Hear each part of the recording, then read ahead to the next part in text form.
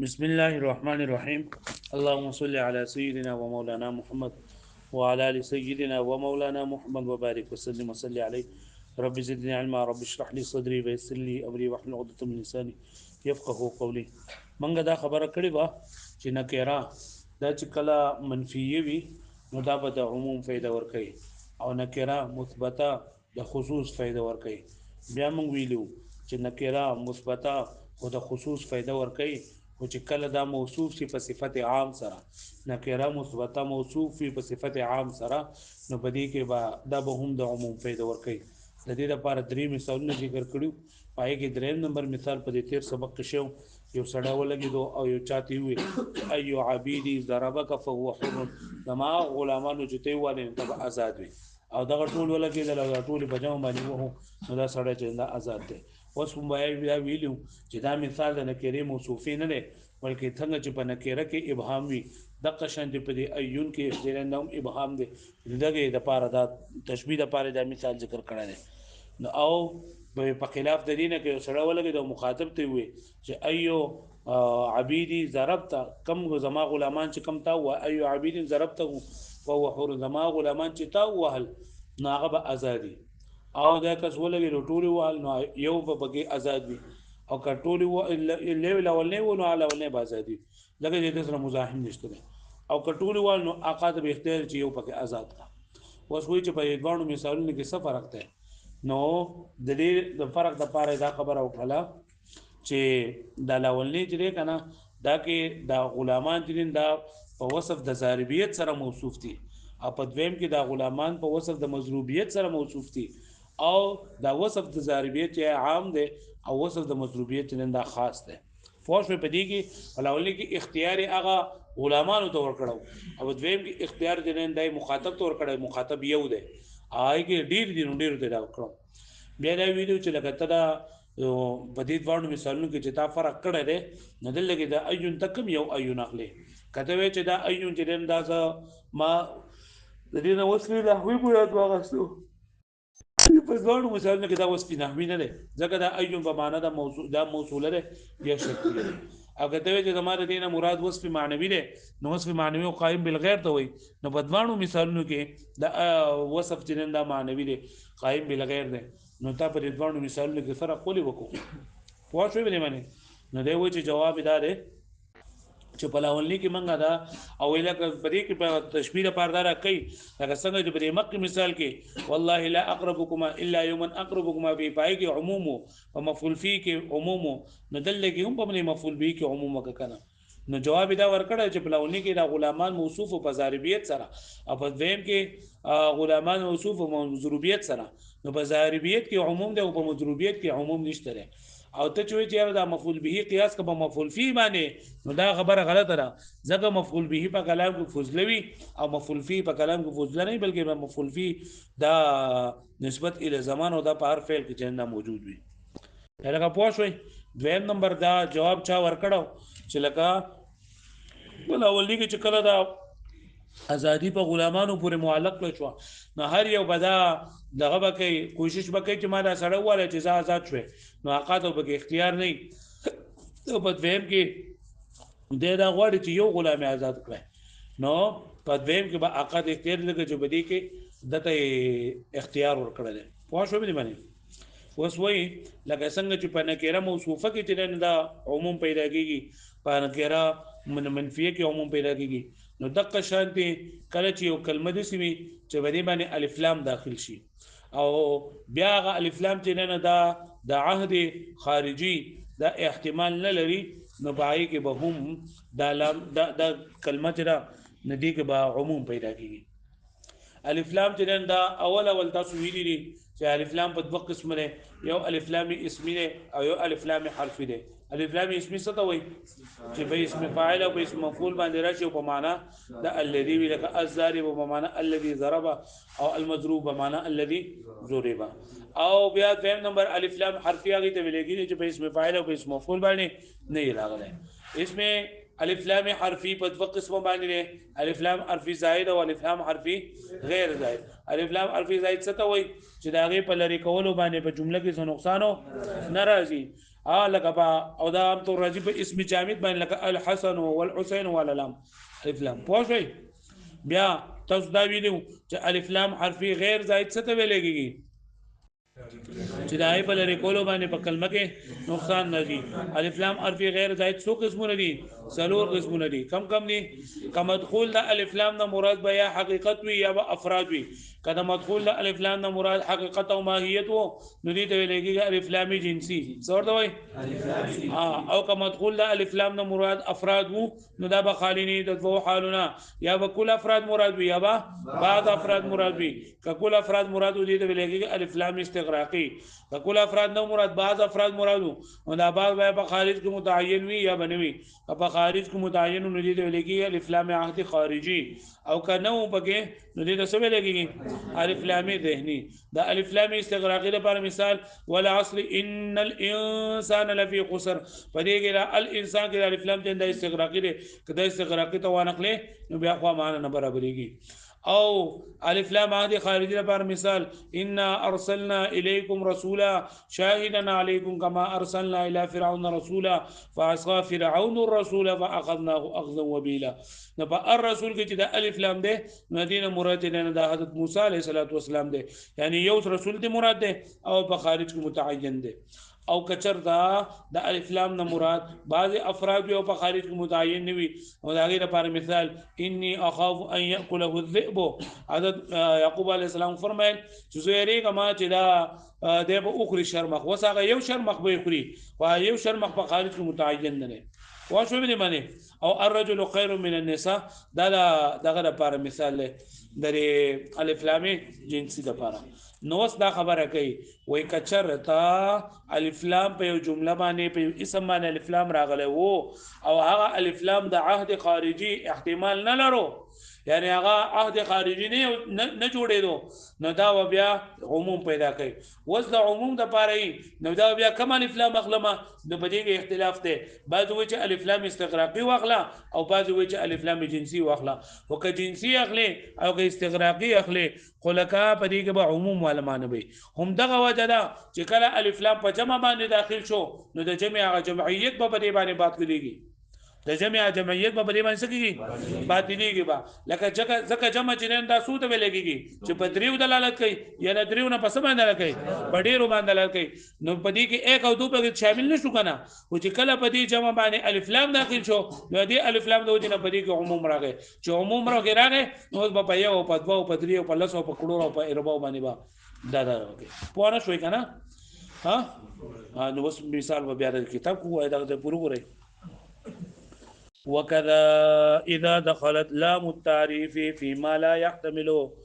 دا رنګ عام عارضی یعنی دا چې د عارض د وجنه په د عموم معنی پیدا شوی نو هغه کې دوه شول نکره او موصوفه منفیه او نکره مثبته چې کله موصوفي په صفت عام سره. نو دریم نمبر وې دا رنګ کچر داخل شلامي تعریف فيما لا يحتمل التعريف بمعنى العهد فهغه مثالونو کې چې احتمال نه لري چې لکه دا الف لام دا لپاره د عهد خارجي دی عهدي د ویلي دی عهد ورسره بیا تفصیل وکړي نو اوجبت العمومه نو دا واجب کوي عموم لره واجب کوي. یعنی کما ان النکره اذا وصفت بصفه عام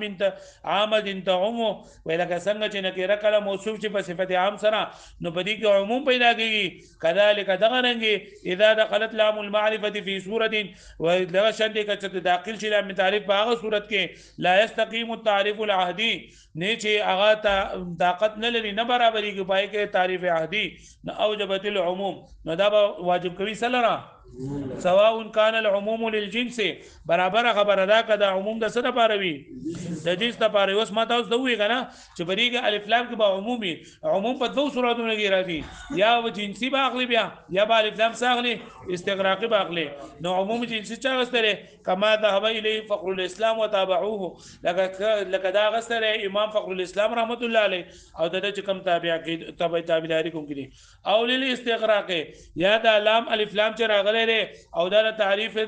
تعریف عهدي احتمال نه لري نو دا به اهل د پاره د استغراق کما ذهب الیه اهل العربيه وجمهور الاصوليين لکه څنګه چې دی مذهب ته تللی دي اهل عربيان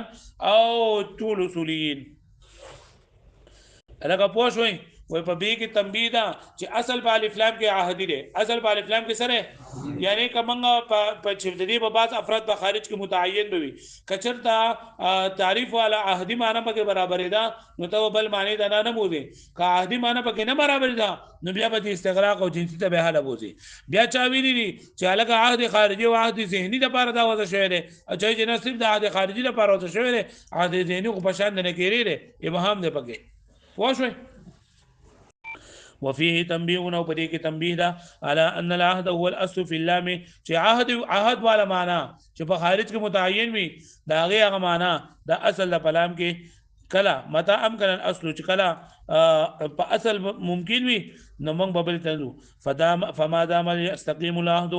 بس سو پورې چې برابر وي دا معنا د عهد لا يصار الى معنى اخر نو دا د تلل باندې کې بل معنی ده سواء كان عهدا خارجيا او ذهنيا برابر خبره ده کدا عهد خارجي وي او عهد كما ذهب اليه البعض لکه بعض خلک دې ته تللی لکه بعض خلک دې ته تللی خاجي او چا پکې دا ویلي دي وقيله او چا لکه صاحب توضیح دا وایي چې عهد خارجي او کا ودغه وقيله او چا پکې دا ویلي دي صاحب التلويح چې منها چې وقيله ویل شي چې عهدا خارجيا فقط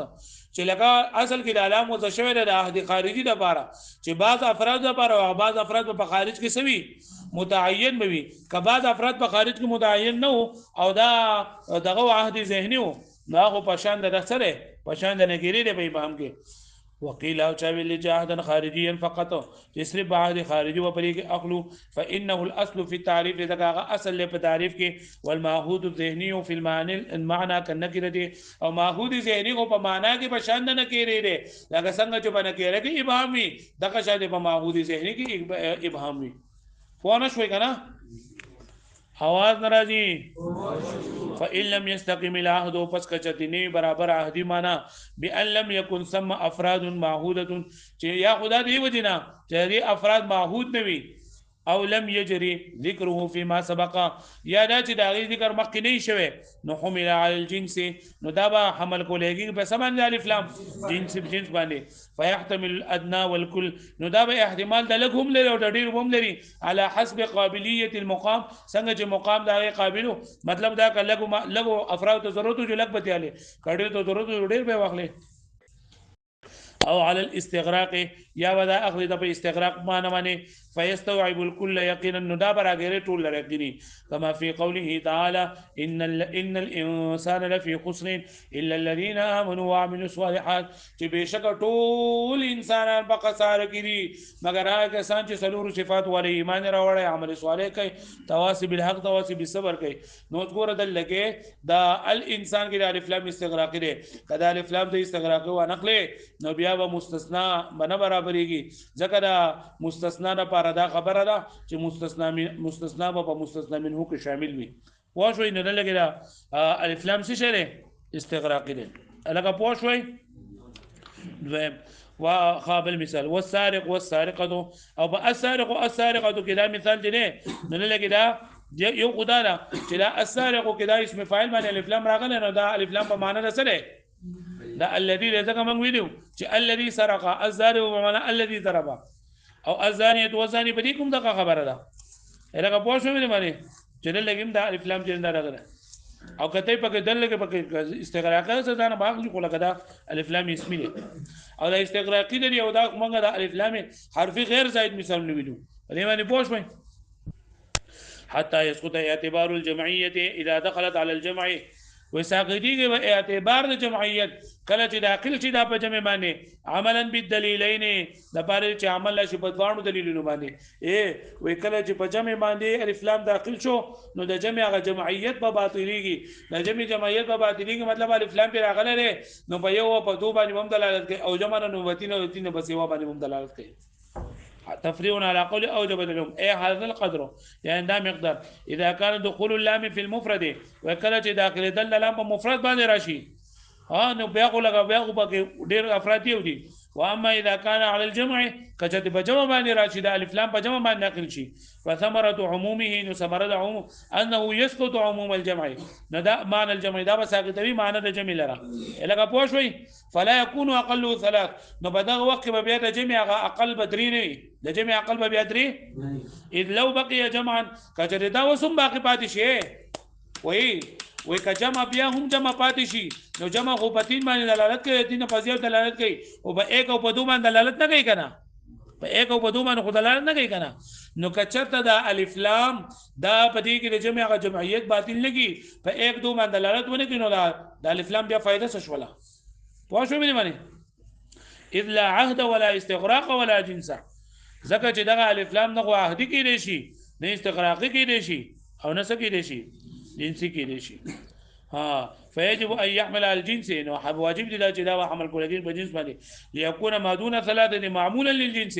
دغه چې درونه کم چې دا هم عمل کول شي په دې کې د جنس وما فوقه للجمع فيحدث بتزوج امراه غره ولې سړی دا قسم وکړي کنه چې زماده د خدای تعالی په پاک نوم باندې قسم چې د خزو سره باندې کانو کوم لا تزوج النساء وي نو النساء جمع وکړه لګنه نو اوس خو د جمع اقل چې دا سوري درې دي نو کتبه کې د الف لام دا د جمع غ جمعیت نه باطله نو دا سړی به حاله انسکی چې کله د درو یا د درو نه سوا قصر نکاح وکي حال دا خبره ده سینه نه کچر دې سړی دې سوي چې والله لا اتزوج النساء په خدای مې د قسم چې د خزو سره باندې نکاح نکوم ا دې وی خزي سره نکاح وکړه نو هم به حانس کیږي ولی زګه چې په دې الف لام په دې سره د جمع غ جمعیت باطل شو الله تعالی فرمای لا يحل لك النساء من بعد دا کم صفات ولا زنانه چې دي چې دا مکه آیتونه کې یا نبی ان احلنا لك ازواجك التي اتيت وجورهن وما ملكت يمينك او صفات الله تعالی ذکر کړي د خدای لپاره ترجمه تاسو کړي دي کړي کړي ساري ماره مولای صاحب ترجمه کوي هغه راځي اوس په ختمه ده خیر سره آینده کال بیا راځي ترجمه کوي نو هغه کې دا او صفات ذکر کړي دي بیا الله تعالی فرمای لا يحل لك النساء من بعد چې سره پر نور خزي حلال ندي من بعد د دې او صفاتونه علاوه نور خزي نو وس دا چې لکه او نه دا لپاره دا جایز دي چې دا بدلږي او نه دا جایز دی بل سره نکاح کوي د وی خسرم نشي کولای حال لا چې الله تعالی فرمایي لا يحل لك النساء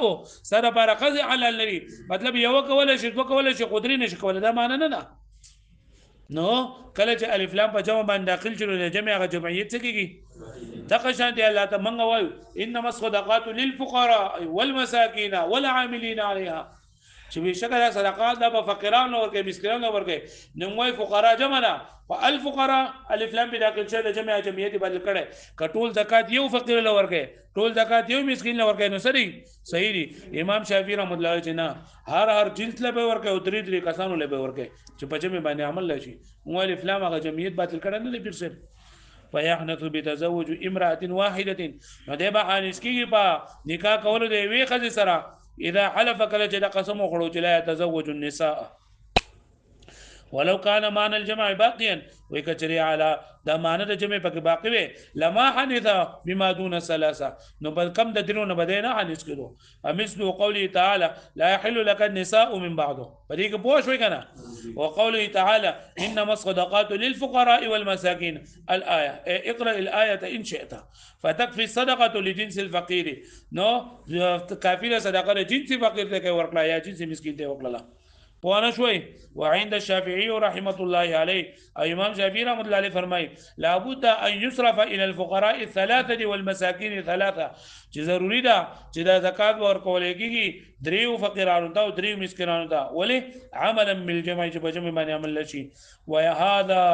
غايه ما قيل في هذا المقام وفيه تامل ودا انتهایی خبرې دي کوم چې په دې مقام کې ویل شوی دي او فيه تامل په دې کې سوچ او فکر چې نن دا پکار دی لکه پوه شوي په دې باندې ها پوه شوي واړو شو